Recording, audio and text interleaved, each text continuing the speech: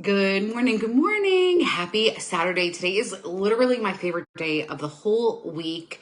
I don't know about you. I like that. Even though I am up early and have things to do, it's my niece's last dance recital ever. And so obviously I'm making a point, but it's from like 11 to 8 or 11. I mean, hopefully it'll be over early, much earlier because that's a long day, but it's the last one. So we're doing it. So happy Saturday. If you are catching live, drop where you're tuning in from. If you're catching a replay, hashtag replay. So I just had a couple things I wanted to talk over coffee talk. I'm about to get ready and get going, but a couple things. So if you are a hairstylist or like a hair dye specialist, here's my dilemma. Okay. So you see my gray is starting to come in, which means it's almost time to do the dye. Do the do. And my last experience was very bad. I told the hairstylist that she knows like I have an allergy to ammonia. And then there's another thing that's like it's a PDD. It's another chemical that causes a massive allergic reaction. And so she said that the one that I used didn't have that. So she's not sure what caused it. But like literally I had trouble breathing. And they were like, well, my scalp was burning on fire. And then it's just, my scalp was damaged or whatever, bruised, whatever it was, because then it was just like flaking. You could just tell like it was burned. That's what it felt like. It was burned. It felt like it was on fire. And it was scary because it's like, what do you really do? What do you do for a burned scalp? I mean, yeah, I was putting oils and things, but like dye is in there. So anyway, if anyone knows a good hair dye. So I had gone to my hairstylist and said, listen, I found this one that has henna in it. And she was like, oh no. She's like, henna is like so messy. It gets all over everything. You won't be able to take it out. But honestly, I'm not going to be changing to blonde. Like this is the color I'm sticking with. It's the color I've been at least like 10, 20, 30. I mean, this is my color. So I don't know if you guys have ideas, please let me know what you do for hair dye. My acupuncturist was like, your scalp doesn't like chemicals. Like maybe you should go gray. I'm like, can't do it. No judgment. No judgment to anyone who decided to go gray, but it does not look good on me. Like, you could already see, like, it just doesn't, I don't like it. It doesn't look good on me. That's that. So anyway, last night I was listening to, because I'm in a homeopathic class. So I've been giving a lot of unsolicited opinions about what people could do. Like I have a cold. I'm like, take cold calm. Like I've been, just giving my opinion, which, some people want it, some people don't, but I feel like I want to share it. So as I'm listening to this, she was saying like, how come people, and she's a homeopath for like decades.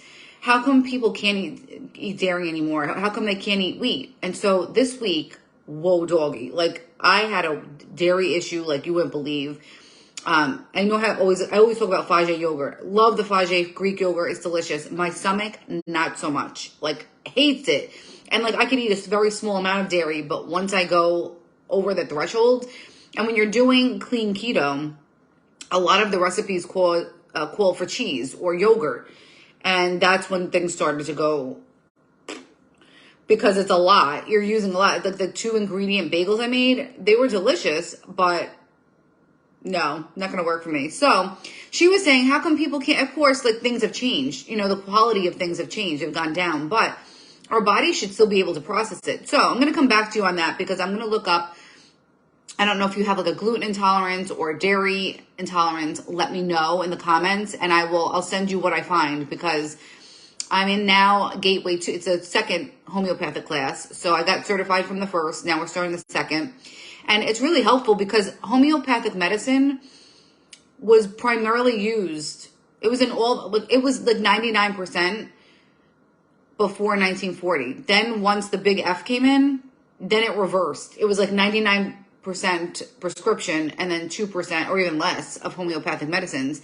And so I find this really interesting. I've said it before. Homeopathic medicines come from plants or venom or toxic substances, natural substances, where they dilute it with alcohol. And then there's I'm going to say the word wrong, but there's a process where they vigorously shake it and it removes the toxin and the healing part of it comes to the forefront. It's really cool. And what I love about homeopathic medicine is there's no side effects. So what happened to me is I was in severe pain from this dairy situation, and I took on like Arnica. Sean Whalen, I follow him, and I'm going to see him this month at a mastermind. He posted that his dog broke his jaw. And I was like, make sure that you get him Arnica. So Arnica, you would think it's a cream. You could also buy it in a cream, but all these medicines come in little pellets. So you put them under your tongue.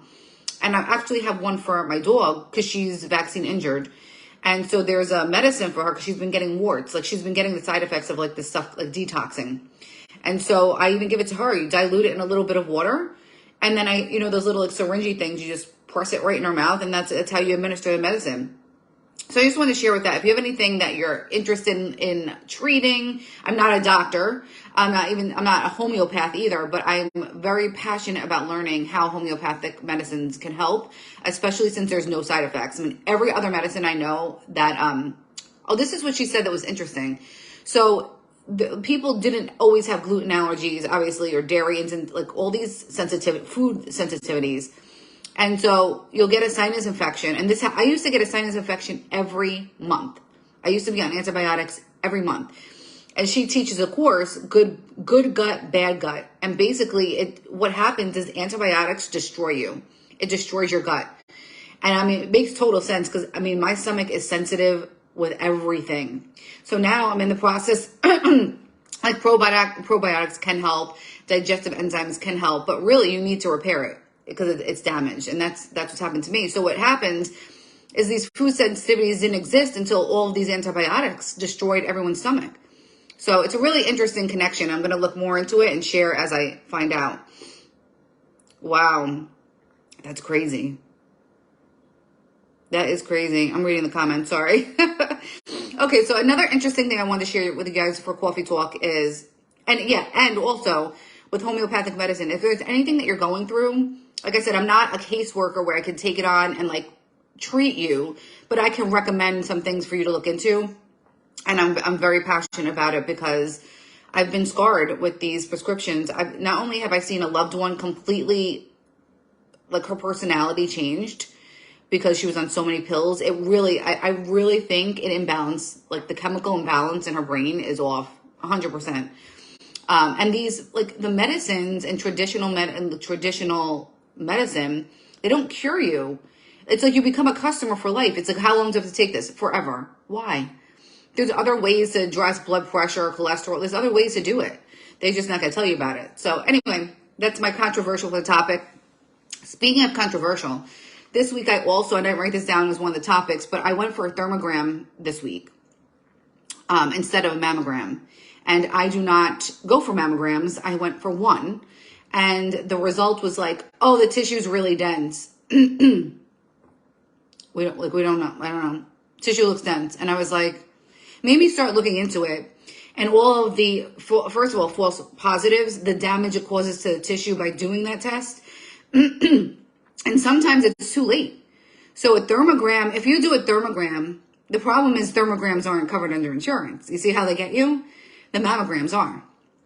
If you do self-checks, ultrasound, and what's great about thermogram, I go every year, is they look at the pattern. It's by heat. They take pictures. And you can tell, like, by the heat. I don't know. I don't read it. I don't know it. But they can detect something way before a lump manifests. So she said a lot of times, if they see something that's a red flag, lifestyle changes can nip it in the bud. And I think that's so important. Like that's really being proactive. A mammogram is not proactive, and they don't teach us this. Controversial, yes, but something that I'm going to continue sharing. Yes, absolutely. Yes. So definitely look into that. I highly recommend we stay away from mammograms. There's radiation. They damage the tissue. It's not good. There's other ways to test. So next thing is the Silva method. This is the last thing I wanted to chat with you guys about. I think, right? Yeah. So Silva method. Last night I'm doing my studying because I'm offering a couple different classes, intuition classes. You know, I graduated as an angel alchemist. I do angel card pulls. I also do hypnosis. Like I do a lot of mindset stuff, but I have my own spin on it. And so I'm doing some research on intuition, how to tap into it. And I know like meditating and quieting your mind is very important. But I was watching Mind Valley last night, and there's a Silva method. And when you look up Silva method, it also sounds controversial. It says mind control. And I'm like, well, that's kind of like hypnosis, like you're controlling your mind. So what's really interesting about this, and I'm gonna delve deeper in this in my 4-week program. So I have a couple different programs coming up. I have a 5-day intermittent fast coming up May 29th. I have a May 28th. We have a 4-week tap into your intuition. 2 week. 2 weeks to tap into your intuition. And then June 11th is a spiritual power hour, intuitive spiritual power hour. So I have 3 different touch points for you.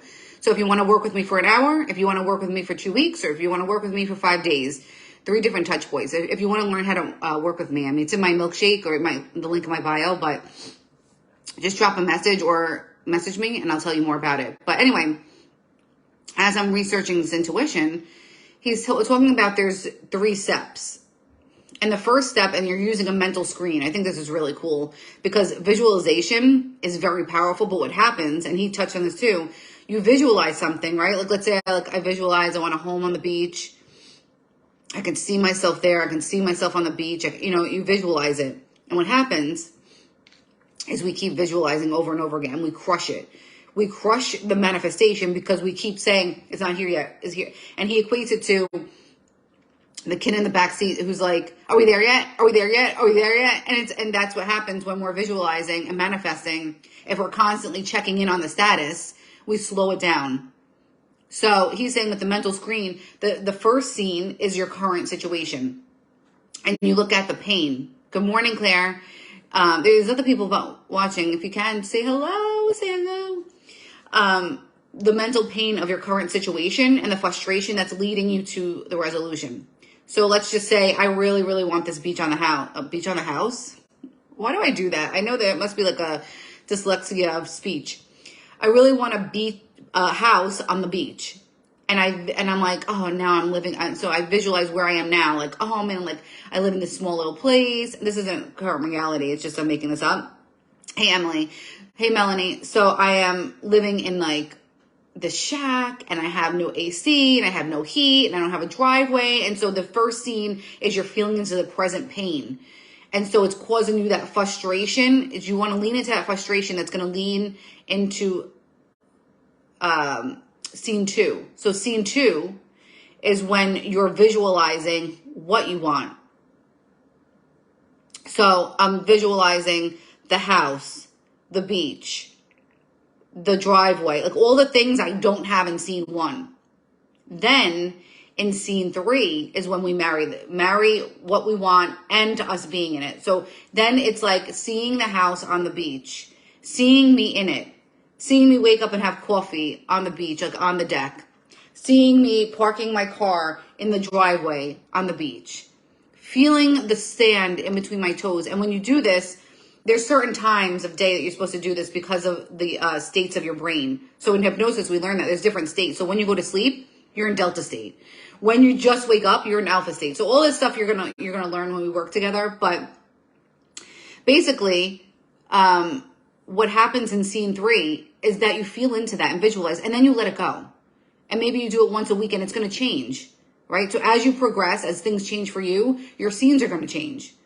So let's just say you can't really get into that house on the beach yet. You can't. Maybe it's like a year or 2, whatever away. So you upgrade your current home to something else that's better. So then you feel the current pain of that situation, and then you manifest. Good morning, Evelyn. Good morning, Marlena.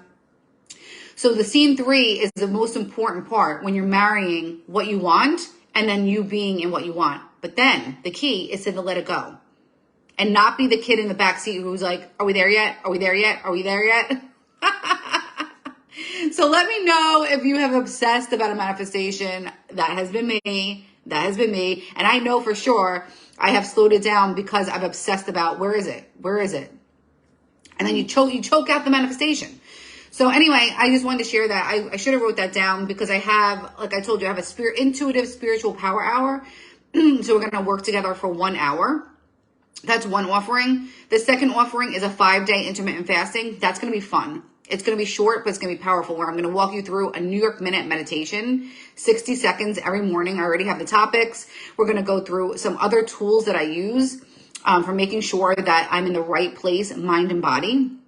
And so intermittent fasting it's not strictly for weight loss. It's for a lot of clarity of mind. It's for cardiovascular health. It's for a lot of good things. So that's a 5-day offering. And then I'm doing a 2 weeks to tap into your intuition. That's when I'm going to really delve deep into the Silva method, a lot of different procedures, a lot of different tools you can use every single day.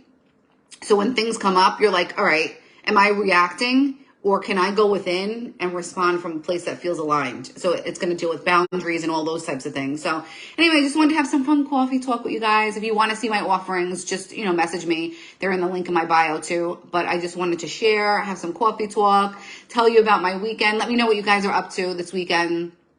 Like I said, it's going to be my niece's last dance recital. She's a star. I'm going to share a video of her later, because she's unbelievable, like an entertainer to watch, makes me cry, gives me chills, brings a smile to my face. And I'll share with you later. And then tomorrow's Mother's Day, so I'll chat with you guys tomorrow for all the mamas, even the dog mamas and the cat mamas like me. All right, have a great rest of your day. Ciao, ciao.